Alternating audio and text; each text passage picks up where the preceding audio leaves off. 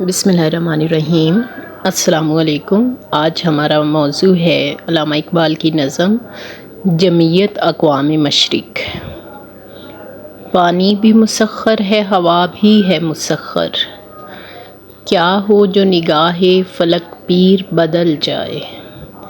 دیکھا ہے ملوکیت افرنگ نے جو خواب، ممکن ہے کہ اس خواب کی تعبیر بدل جائے۔ تہران ہو گر عالم مشرق کا جنیوا، شاید کرۂ ارض کی تقدیر بدل جائے۔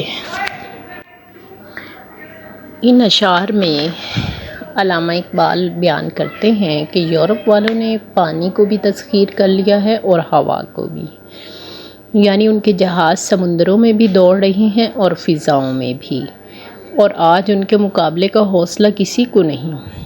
لیکن کیا یہ ممکن نہیں کہ اس بوڑھے آسمان کی نگاہ بدل جائے اور یورپ سے رخ پھیر لے؟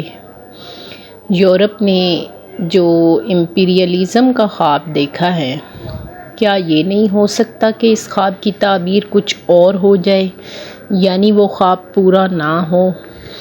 اور عجیب بات یہ ہے کہ دوسری جنگ یورپ کے بعد یورپی سامراج کے تمام نقشے پارہ پارہ ہو گئے۔ یہ اقبال کی دور بینی اور پیش بینی کی ایک عجیب و غریب کرامت ہے۔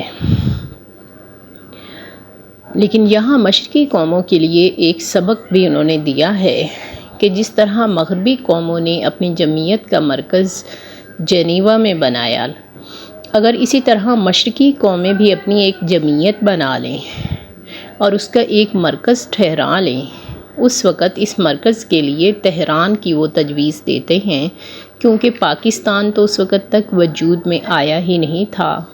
وہ ان کے تصور میں موجود تھا لیکن ابھی وجود میں آیا نہیں تھا، تو وہ تجویز دیتے ہیں کہ تہران کو اگر عالم اسلامی اپنی جمعیت بنا لیں، نہ صرف عالم اسلامی بلکہ مشرقی قومیں، تو شاید دنیا کے کرے کی تقدیر بدل جائے، یعنی مشرقی قومیں بھی اسی طرح اپنے معاملات کی مختار کل بن جائیں جس طرح مغربی قومیں آج کل ہیں۔